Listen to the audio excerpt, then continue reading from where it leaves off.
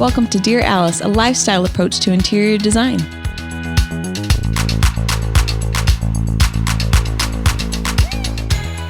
Hello, everyone, and welcome to Dear Alice. Today we have a really special guest.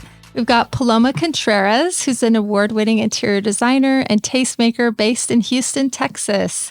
Paloma's design is a modern take on traditional style, gravitating toward classic silhouettes and timeless pieces, paired with a touch of glamour and an infusion of color.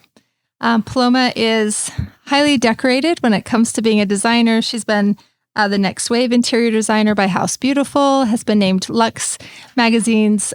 She's on their gold list, and she's also been named number 4 on Forbes' list of the top social media influencers in the home category. And so much more. Oh, and let's not forget the Elle Decor A-list, which is so mage. We are also interior designers, and we applaud you for all your efforts. Thank you, Paloma, for coming. We're so excited to have you on. Hi, ladies. Thanks so much for having me. Thank you for the kind words. Of course. Well, we are so excited. We know that you also have a store in Houston. Is that right? I do. I opened my store back in 2019. So we started with a brick and mortar showroom here in town. And about 6 months in, realized that more than half of our business was coming from Instagram. And so we launched an e-commerce website, and thank goodness we did, because that happened before the pandemic. And I'm sure, as you've experienced, having that e-commerce presence was a big game changer, and obviously a real source of growth, particularly over 2020 and 2021, as people were frantically shopping for their homes and stuck at home. So hyper focusing on everything that they didn't like about their current environment. So it was really good for business having that e-commerce channel. But yeah, that's been about 3 years now, 3.5 years. It's crazy how quickly time flies. Amazing. And tell them again what the name of your store is so they can check it out. Oh, sorry. Sure. It's Paloma & Co. And we're shoppalomaandco.com or Shop Paloma & Co. on Instagram. Awesome. Thank you. And also Paloma has a book, which I was lucky enough to receive a copy of. It's called Dream Design Live, and that came out in 2018. Yes. So that was my first book, and it really is sort of a hardworking little book. I wanted the book to be filled with a lot of tangible design advice and valuable takeaways. A lot of my audience is also filled with design enthusiasts, as well as professional designers, of course, but maybe people who want to take a stab at designing their homes on their own, or can't work with a designer for whatever reason. So I set out to write a book that was a little bit more didactic and had a lot of meat to it. It wasn't just filled with pretty pictures. So essentially, it's broken up into 3 categories. The dream category is all about tapping into one's inspiration and figuring out, one's visual DNA, as I like to call it, or your style.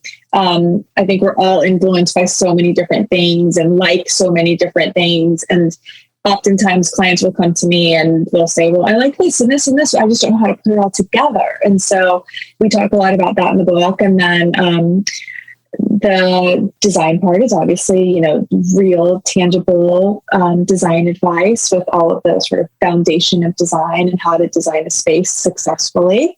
And the live part is a little bit about entertaining and how to sort of host and share one's home with your loved ones. That's so great. I love it. Yes. And it is a hardworking little book. I love that you called it that. And then it says that you're working on a new book. Yes. I am currently working on my second book, which will be published by Abrams in 2023. So we're in the midst of frantically completing projects in order to have them photographed. As I'm sure you've experienced, everything is just taking longer and longer to complete. And, things that I anticipated would be photographed at the end of the year are still wrapping up. We're tying up those final few loose ends, those little stragglers that haven't made it in yet. But that is the plan, and currently working simultaneously on the manuscript. So very excited to share some new exciting projects. Oh, that's awesome. Well, kudos to you. That's really hard to do, especially in the midst of also being a designer and designing homes, to take a break and stop and to find ways to put it into words and to grab the pictures, and it's busy. How many projects do you do a year, Paloma? Oh gosh, that's a great question. Per year, I haven't actually tallied, but I would say at any given moment, we're usually working on somewhere between 12 and 14. Okay. And obviously, that ebbs and flows as things wrap up. But most projects we work on for at minimum a year, if not, 2 years, depending on the scope. Yeah, that's great. And how big is your team? We have a full-time team of 5 on the design side. And then we have about 10 other people on the shop side. Cool. That's great. Yeah.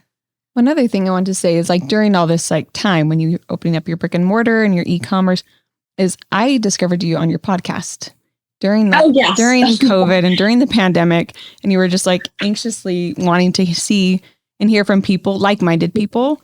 So that was awesome. You had such a myriad of top guests and I loved listening to it. So that's so nice to hear. Thank you. It was my pandemic or quarantine passion project, I would call it. Mm-hmm. I would love to bring it back. And I meet people constantly who are like, oh, I loved your podcast. I wish you would bring it back. And I say I'm on hiatus at the moment. I would love to pick it back up because it's so fun chatting with these incredible, inspiring guests and just talking shop, if you will, and hearing about how the sausage is made in somebody else's office. But we're just so busy right now. And I had a baby 8 months ago. At this point, I guess she's very close to a year. It flies so quickly. But that just sort of, complicated things a little bit. And it was sort of the perfect time for me to work on the podcast because we were working from home at the time and I wasn't seeing people and I just had a little bit more bandwidth. And of course, now that things feel a little bit more normal, that bandwidth is gone.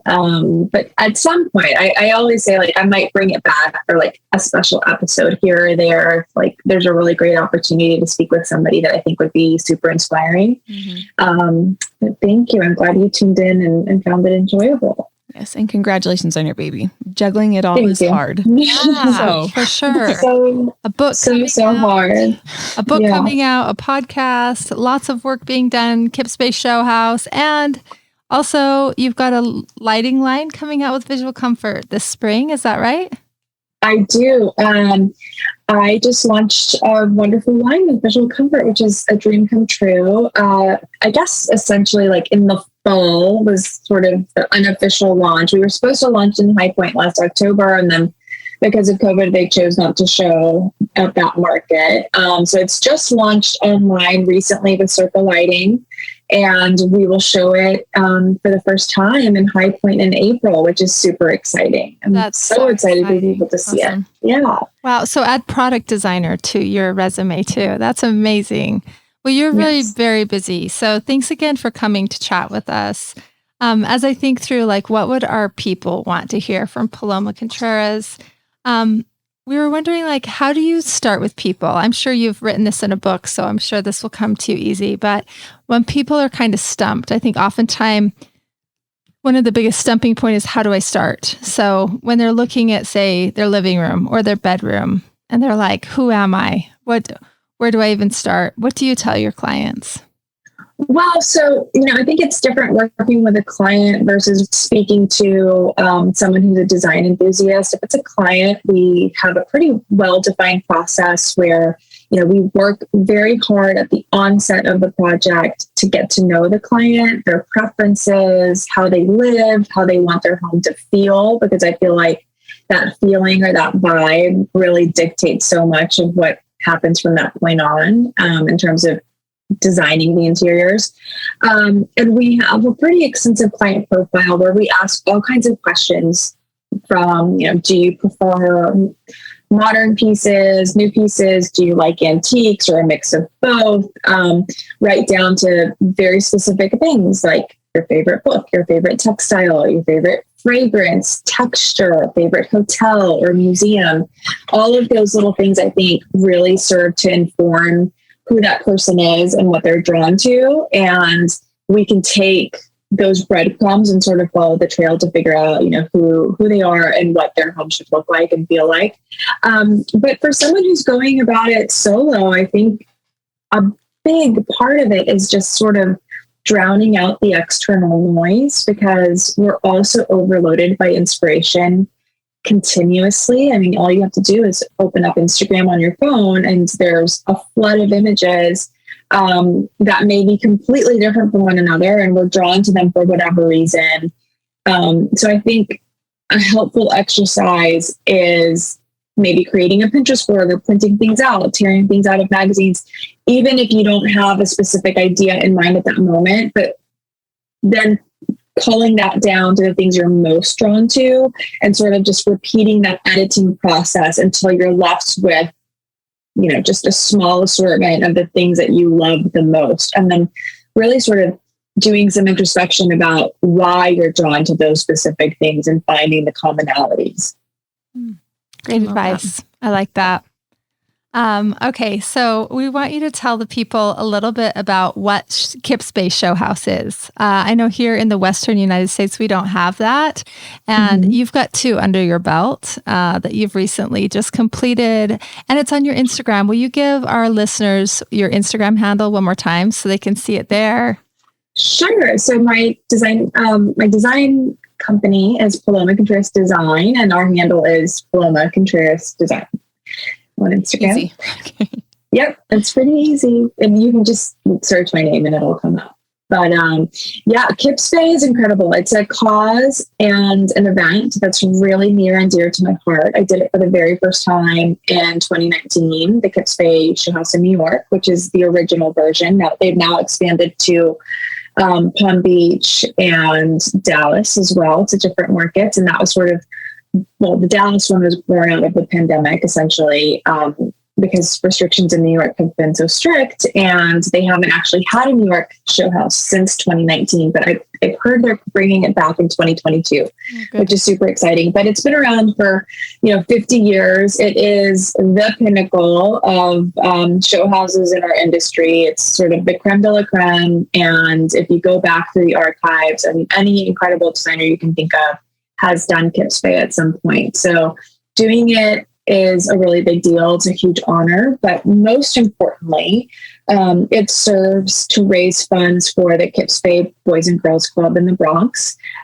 which obviously, raises money for tens of thousands of underserved children and provides programs for them. They have after school care, access to sports, the arts, all kinds of things, meals. So they do really incredible work. And I know they've partnered in those other markets in Dallas and Palm Beach with local organizations as well to raise funds for those boys and girls. So being that I'm a former educator, obviously children are near and dear to my heart. And so it's a really wonderful opportunity to be involved in a great cause, and obviously also a wonderful opportunity for one's career to be able to really just design for oneself and not have the parameters of a client's taste or budget or architecture or anything. You really, have this challenge of looking within and creating a true expression of your style, which is actually a really big challenge because we typically have all of these sort of external influences that feed into our projects and what the end result is. And you couple that with a beast of a timeline. You usually get about 2.5 months from the time that you're asked to participate until opening night. And in this particular case of Palm Beach, you couple that with, a pandemic and a global supply chain crisis. And it's not for the faint of heart, but I actually love that part of it. I love that challenge and having sort of the satisfaction at the end of it to think, okay, guys, we pulled this off. We did it. And, that feels really great. That's amazing. So did you you had a sunroom in the last one, right? Did you get to pick the room, or did they say, this is the mission, should you choose to accept it? We have a sunroom, go. Well, the rooms are typically assigned. Okay. So there's a lottery system, and the rooms are usually assigned that way. And so I have been very lucky in my Kips Bay experiences to get really nice rooms. Okay. What room did you do in 2019 in New York? It was originally a bedroom, but I sort of treated it as a lady's study. So it was nice this time around having, I guess, also a living space, but it was very different from the New York one. So it was nice to be able to show a variety. And then in Palm Beach in particular, I feel like there's such an iconic spirit and aesthetic in that particular locale. So I really wanted to honor that. And the sunroom was perfect for, doing something in the Palm Beach style. Mm-hmm. Here's a question for you, because as we've looked at the Palm Beach room that you did, it feels very Southern, as far as the wall treatment and everything. Is that pretty iconic to your personal style? And like, as you design for yourself? Yeah, I would say so. Everything in that room is, something that I genuinely love. There's a lot of elements there and things that I feel are sort of cornerstones of my particular style. And I sort of executed them in a way that felt very Palm Beach, but Billy Baldwin is one of my personal design heroes. And so I sort of paid homage to him with a classic tuxedo sofa, in the Billy Baldwin style. I had a couple of custom slipper chairs that were also a nod to him. And I also chose to keep the palette sort of minimal. So I had 4 fabrics. I had a white glazed linen, a green glazed linen, a ticking stripe, and this fabulous Schumacher dogwood leaf pattern. And that actually, I think, kept the room from feeling like too traditional. It gave it sort of a freshness and a crispness. I love pattern and I love color. And I think so many of my colleagues use both in sort of a riotous way. And it looks incredible, but my personal style and the way that I like to live is a little bit quieter. So I don't like to go too crazy with all of that. And then, there's other elements that I love, sort of like Louis XVI influences in the little side chair or side tables. We had this fabulous coffee table that had a lacquer top and a brass bamboo detail, sort of motifs that I love. The lighting that I used was all for my new collection of Visual Comfort. And that is a little bit more modern and clean lined and adds a little element of glamour. So it's all cornerstones that I love. And the triage, for instance, that feels a little bit more Southern or French in particular. I'm such a Francophile, but I wanted to execute that in a way that felt a little bit more unexpected. So rather than running it in a traditional lattice pattern, I did it in a grid, which I thought felt like sort of geometric and more clean lines and contemporary. So they're all things that I personally love. And I just sort of found a way to make them feel very, very Palm Beach with the color palette and some of the details throughout the space. Awesome. Well, it was, and all the live palm plants and everything else. It was just a huge success and so beautiful. Beautiful taste as always. Thank you. Okay, next question. You said that you one favorite source for inspiration is Billy Baldwin. Any other favorites? I would say it's the most cliche answer, but travel. I really feel like you don't have to go far, but just sort of changing up your regular day-to-day surroundings is really, really important in our field. I think it was Diana Vreeland who said the eye has to travel, and it does. You have to train your eye to see. And when you're in a different environment, I mean, at least for me, I feel like I'm constantly picking up on different details or techniques or the color palette or just the light in a different place from what I'm used to. And all of those things sort of help to energize and refresh one's design focus. That's a huge one. I think also just studying the great designers of the past and revisiting, some of their books. Like I love looking at old design books and just looking at things that have stood the test of time, or maybe a design detail that was very much in keeping with a certain era and how to maybe reinterpret that for today. Yeah. Awesome. Do you have a favorite thing that you collect in your travels? I collect matchbooks. I have like bowls of them in my kitchen, and that's just sort of sentimental. And like I'll look at them sometimes and just think back on a special dinner or an event or whatever. I'm always like in shock that I'm able to get them through TSA, because inevitably I always forget to take them out of my handbag. And they always get through security somehow. And I'm like, I probably shouldn't be bringing matches on the plane. I'm not going to do anything. But yeah, it's surprising to me that like no one's ever noticed. But yes, I love to collect matches and also coffee table books. I have an exorbitant amount of coffee table books. You can't have too many of those. I really do believe that. I agree. They're the best accessory. And yeah, just keeping those open on a coffee table or anywhere you are that you can walk by and look, and constantly flipping the pages from week to week are also super inspiring, I think. It's a way to travel without getting on a plane. Yeah. That's true. Sure. Absolutely. It's really great. Is there a particular design element or style that you're really into right now?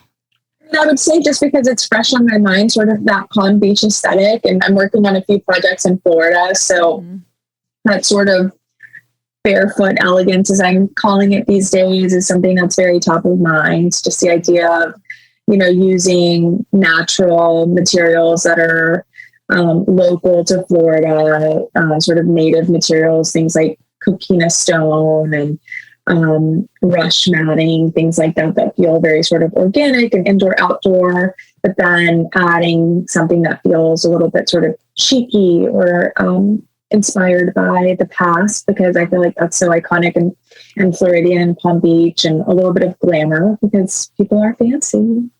I love that. I love that too. Okay, tried and true design advice. Something that you keep finding yourself sharing with a client or telling them? I think ultimately, the number one rule of thumb is, for me, just to thine own self be true. You have to be true to your own style. And at the end of the day, you're the one living with it. So, regardless of what the trend might be or what people deem to be fashionable or acceptable, if there's something that you really, really love, then you find a way to make it work. And most often than not, my clients are very trusting, and I feel like if they're hiring a designer, they want the full experience. But every so often, there's a client who brings something to the table and I might not like it, but ultimately they're the ones that have to live with it. And if they really, really are like keen on a piece of art or some like funky lamp or whatever, at the end of the day, I can make it work. And if it's really not in keeping with my style, I'll just pull it out of the frame for the photo shoot and, not focus on that one thing that I feel is not me, but, I'm not the one living there. It's their home. It needs to reflect that. Yeah, that's so true. That's great. Let's see. The Southerners are so great at entertaining. I think you guys do it so well. I think us West Coasters are just so much more casual that we sometimes forget to do a napkin ring or a cloth napkin or a placemat or this or that. What would you say is your favorite entertaining essential? Well, I feel like you should have everything on dimmers. You want to turn the lights down and really set the mood. But aside from that, just a great playlist, I think, is super important. That really sets the mood and sort of keeps the vibe going. And you can sort of curate that for the different stages of the evening. Obviously, that takes time. But I don't know. I'm like really inspired by music in general. So I feel like that's an important piece of the puzzle. Yeah, I agree. That's great. I love a playlist. I know. I love that you said music. You've talked about travel, just all these different things I've just been picking up as we've been talking to you are what kind of gathers your inspiration, and as I don't know if anybody caught this when you talked about how you were obviously the whole idea of just like the children, the Kips Bay Boys and Girls Club and everything.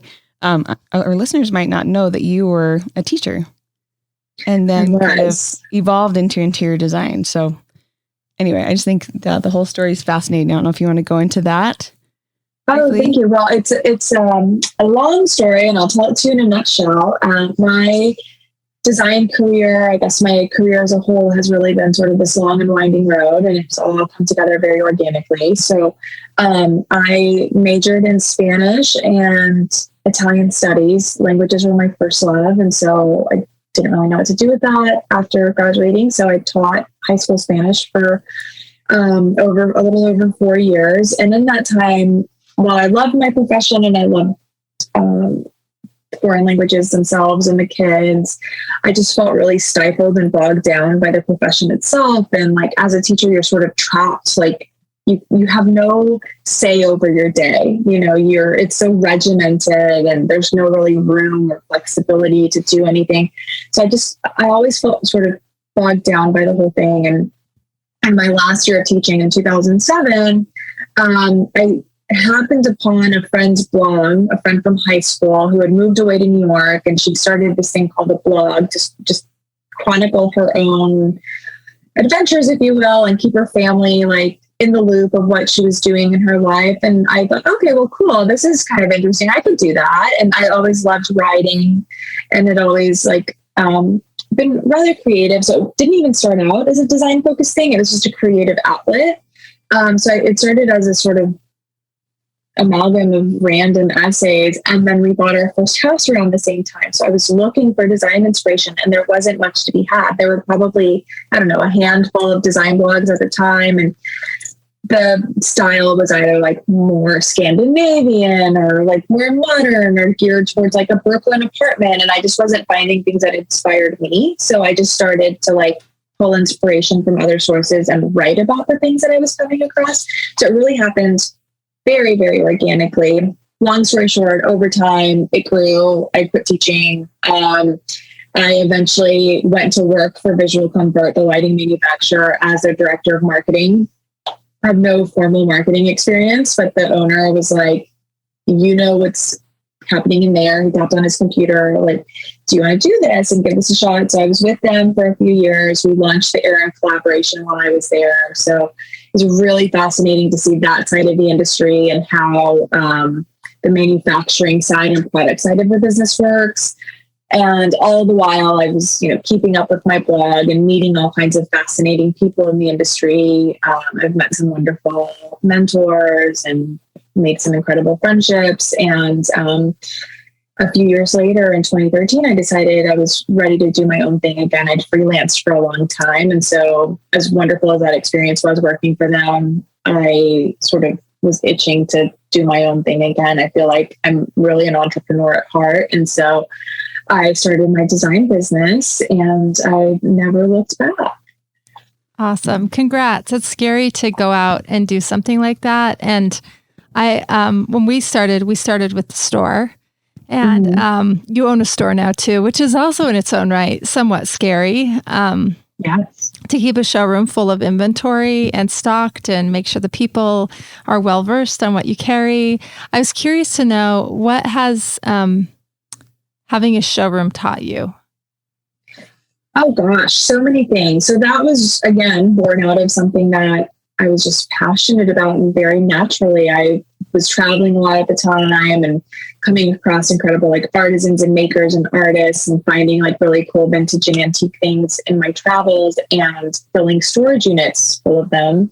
And finally I was like, well, I should probably sell these to someone rather than just amassing things that I don't have a place for. And it just so happened we were looking for like a bigger office space at the time. So we ended up finding this sweet cottage where we were able to have a showroom and our office. Since then, we've moved the office out because the store has grown and our team has grown. So we're next door to each other now, which is pretty perfect. But it's taught me so much. It's taught me about just consumer behavior, which I find super fascinating. It's been an opportunity to capture people that maybe aren't necessarily our design client, but still love my aesthetic and what I'm curating and that sort of thing. And so they've become really amazing customers on that side, or, for whatever reason, they may not want a designer. It's taught me a lot about just like running a team too, because I feel like that part is such a huge portion of running a store. And, I have a wonderful team that I'm so grateful for, but I would say that just like managing people is maybe my least favorite part of the business, Yeah. I don't love the HR. Yeah. It's funny how you start something that's your superpower, but then with it is like this other end of the stick that you're like, I don't want to do that other thing that comes with it.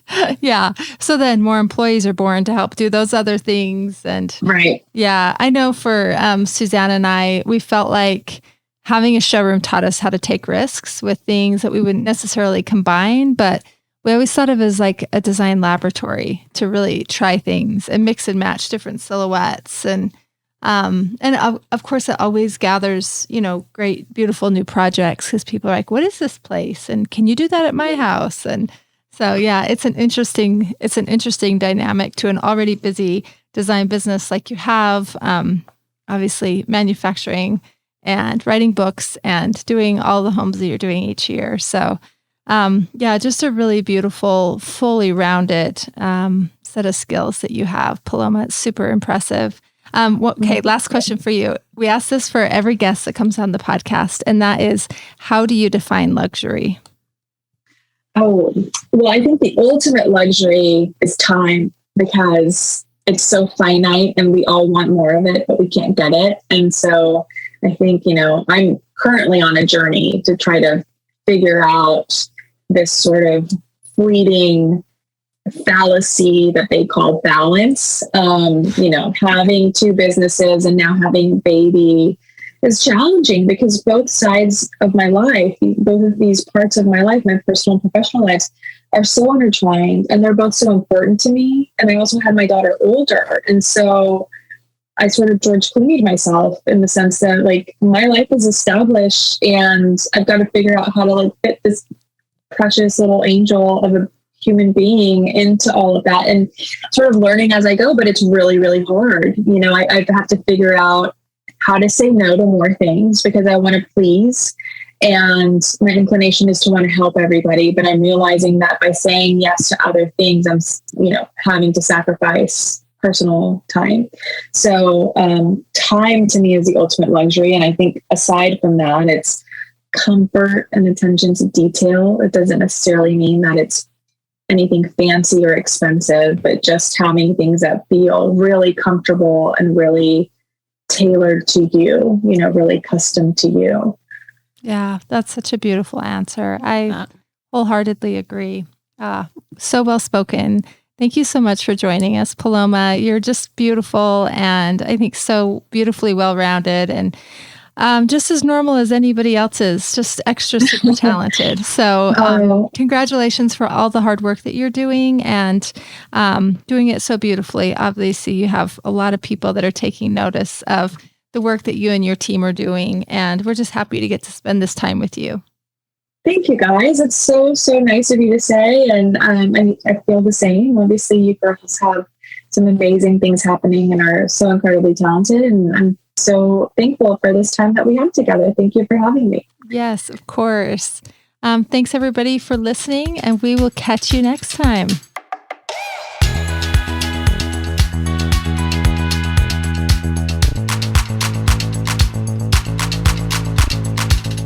Hey, thanks for listening. If you like our show, please leave a 5-star rating.